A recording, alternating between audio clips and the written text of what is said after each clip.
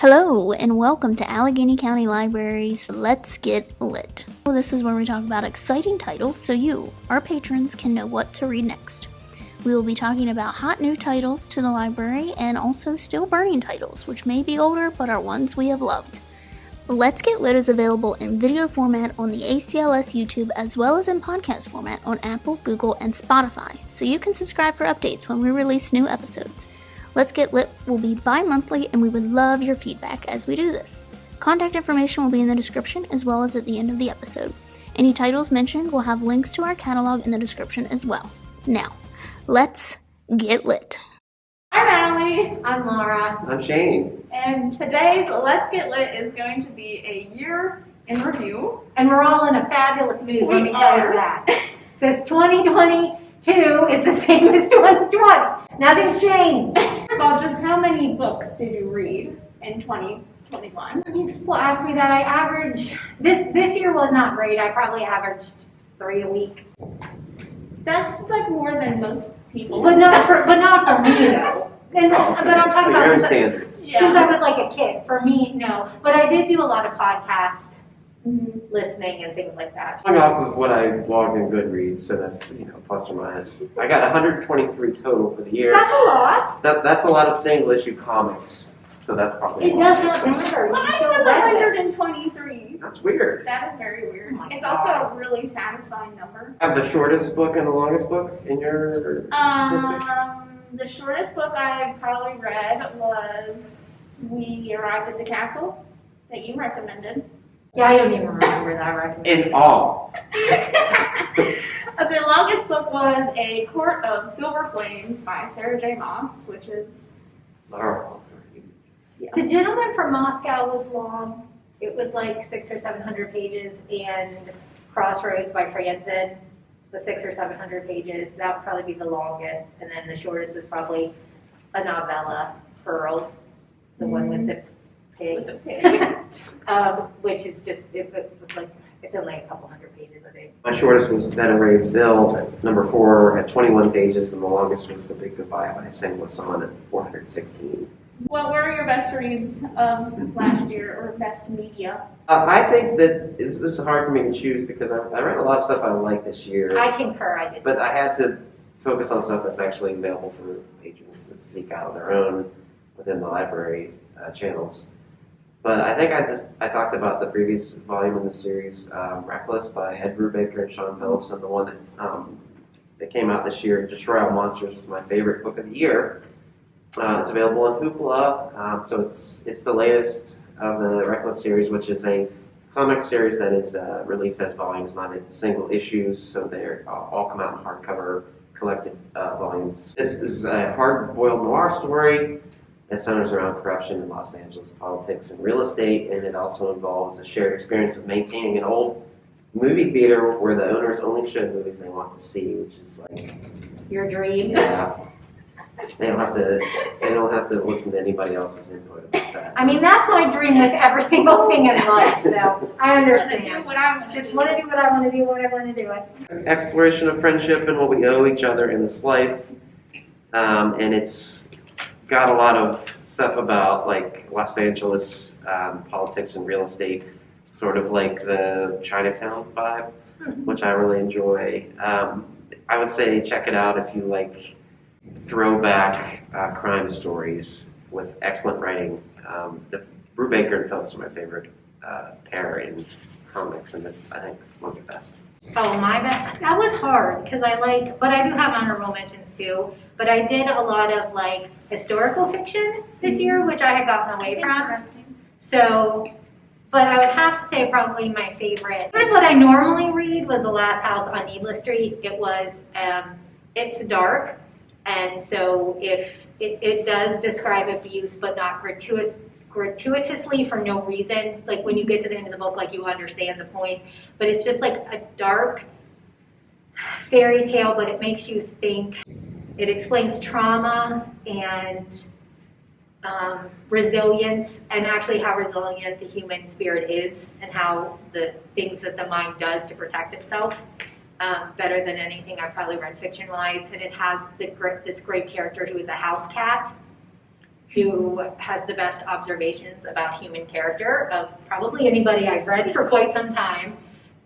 But it was impactful and amazing, and I loved everything about it. So The Last House on Needless Street, if you have not read it, you should, but be warned, it is dark. It does center around some very hard topics. But you don't know until the end, and everything you think at the beginning is absolutely flipped upside down by the end. And I'm not going to say anything else. And I did not see it coming.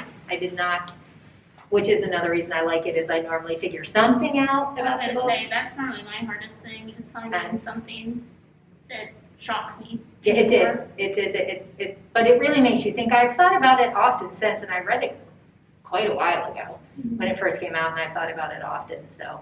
Mine was The Last Final Girl, which I recommended. That's an honorable mention. But I know that it's not like everyone's thing, because right. the format of it is really tough to get into. But I read The Invisible Life of Addie LaRue this year, and I loved it so much I bought 4 copies of it. It's on my list. It is. I think I'm going to listen to that one. So I listened to it. I read some of it. Anna listened to it. I think that the writing is really sophisticated without being over pretentious. It's flowery in the right spots, but then it's like gritty when you need it to be, especially since it's a book about a woman who makes a deal with the devil. So, but she... As one does. Yeah. As one does. Yeah, but I thought it was really great about, like, she wants this freedom and to travel the world, but it's kind of about how that doesn't really mean anything if you can't connect with other people. Sure. And, yeah.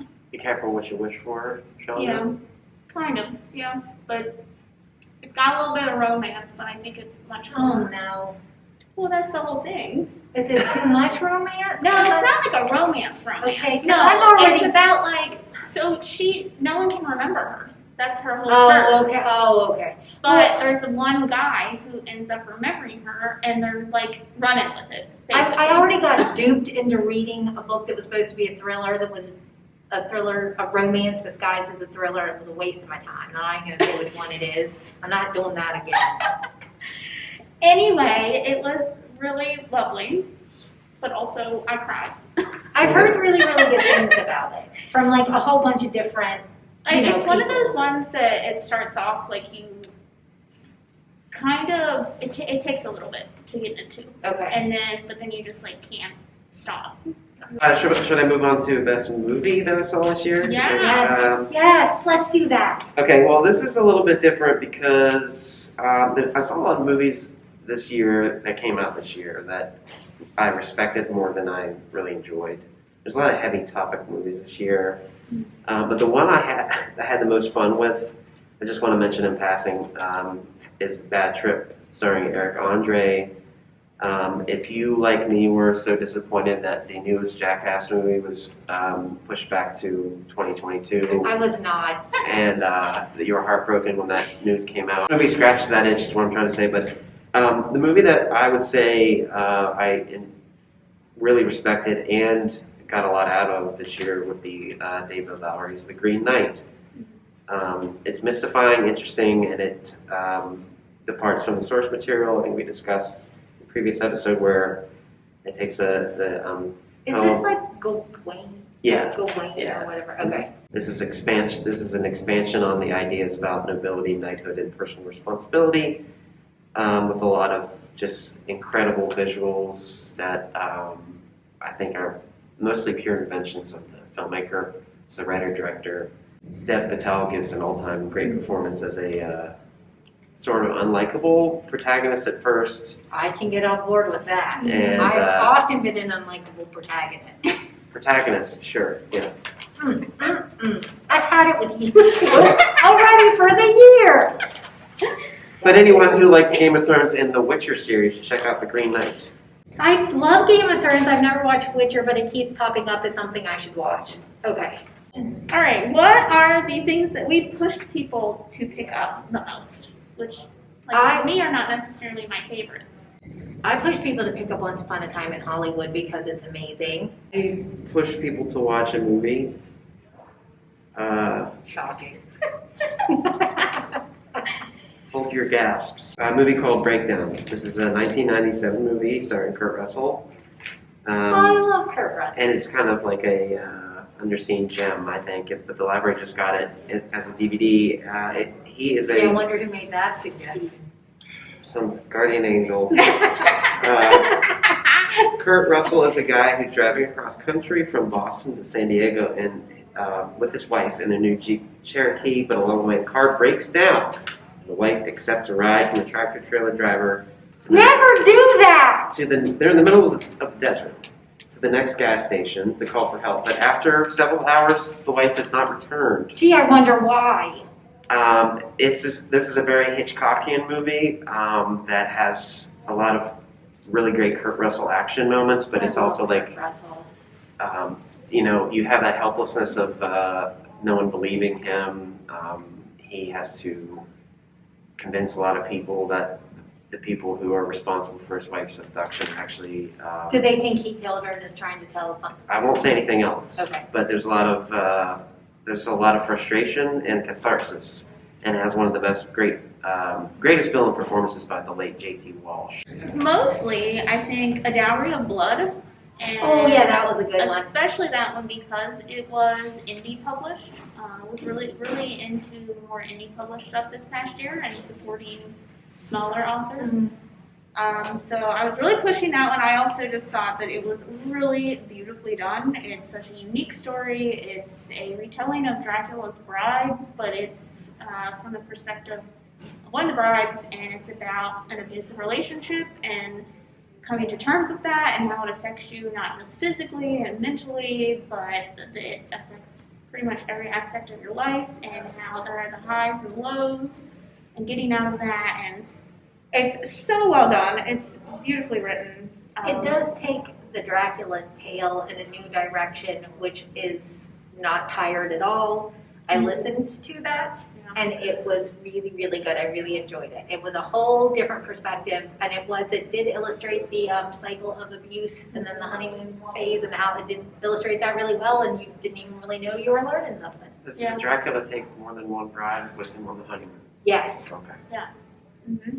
And since he lives forever, there's been all kinds of brides. Okay. And it's kind of the grooming that happens too. And the pitting people against each other. It's skillfully done because it's in letter format and it's kind of like her farewell to the situation. Well, I think she's just like, she's getting it all out there. Yeah, well, and because I think it's easy for people to go, well, why didn't you just leave in those types of situations? And this is her, like, why she didn't just leave. Yeah, it's a lot more complicated than that. Yes, and it's kind of like her. Anyway, it's so good. And then the other one, I feel like I don't get to talk about enough YA and YA fantasy because most people don't want to read it, but it's always so good. And I read We Hunt the Flame, which is a duology, and it is so darn good. It is so fun. It has a girl who has to go and find magic, and an assassin is sent after her. And the world sometimes we're in these desert landscapes, sometimes we're in the tundra, and I really love there's a found family type aspect. There's really great banter, which I just love between characters in fantasy worlds, and it was just really well done. So I pushed that on a lot of people this past year because I just thought it was really underrated. Anyone come back to you guys and say they enjoyed your pushing them at these things? Several people, at least 3+, have said they were happy they read The Last House on Needless Street, which if you can get anyone to read something, I'll take one person. And then I've gotten 100% positive feedback on my recommendation for Breakdown. Kurt Russell movie, right? And How many people? One of one. No. Hey, one word. One person responded positively. The other people didn't respond. So. Well, that doesn't mean that they don't like it. They just you haven't talked about it. I tend to talk about the same.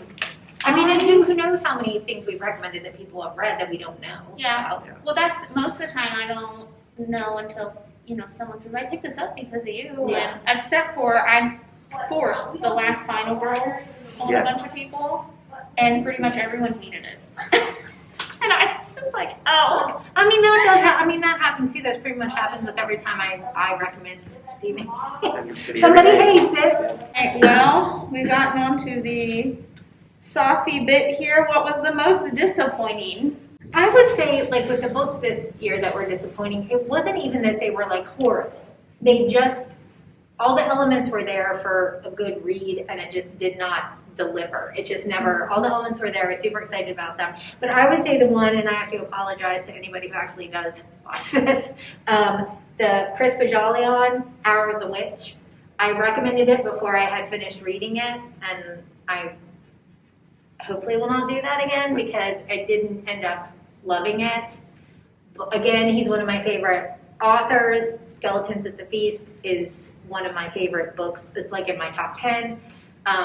And again, all the elements were there, and it just did not deliver. I just kept reading and waiting for like him to show up, and it felt like I was reading a novel by somebody else. Like it just didn't even feel like him. So The Hour of the Witch, I was really, because I had looked forward to it for so long, and it just, when I got the end of it, I was just kind of like, I can't believe that was him, and also I can't believe that I wasted my time. Big bestsellers this year, The Maidens.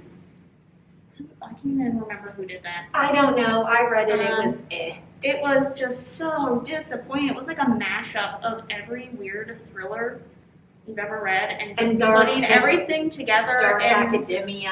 And well, it was trying to play into, because Dark Academia became really popular last year, and I think he was just like, let's set it there, but it didn't make any sense to the rest of the story. And it was like, oh, we're going to have a secret society that everyone knows about, which it's not a secret society then. And then it was just so, the character made so many interesting choices. Like, she shows up to this university, and she's going to be the one to solve the case, you know? It's like, none of it made any sense. I have to say that I read it, and I can't remember a thing about it, which is not good. Yeah. Like, I can't remember a thing, except for I did think it's also trying to, like, you know, get into, like, CRC and all that stuff was, like, a good seller, and then it tried to, like, pull The Maidens, which was a retelling. Yeah. Like, it tried to pull that element in there, but it never delivered. It was just taking, like, a bunch of popular things and threw it into a book, and it was just, like... That's a good one, Allie. I didn't even remember I read that. And he kept throwing the red herrings that were very obviously red herrings, and it's like, come on now, get a little bit more creative. And then we get the plot twist at the end. It's one of my least favorite plot twist devices of all time, using basically like a mental illness as a plot twist device. And I can't even remember how it ends. That's how much of a non-impression it made. But I did look forward to reading it because I saw it on the Lucky Day shows, which big time. Come check out our Lucky Day collection. You'll find awesome gems there. And and I was like so psyched. And then now I honestly can't even remember a single thing except for that it was just like eh. Yeah. The other one for me was Malibu Rising by Daisy Jones. No. By Taylor Jenkins Reid. And Evelyn, the Seven Husbands of Evelyn Hugo is one of my all-time favorite books. I was really looking forward to this. She does a fantastic job of writing fictional, famous people that you think are then real. And I think they may be real. And I do. This was just so bad. The first half of it was so good because it's about like an abusive relationship, and these kids, their famous father leaves their whole family and they have to fend on their own. But then, for whatever reason, they all become famous for no reason whatsoever, and they have a house party despite none of them enjoying fame. Like none of them. Nice dick. Yeah. None of them enjoy fame, but they have a house party every year, and they're supposed to like confront each other about like these long-held secrets, and it's so like underwhelming. Yeah, I didn't read that on your advice, so. Yeah, I was just like, you just skip that one.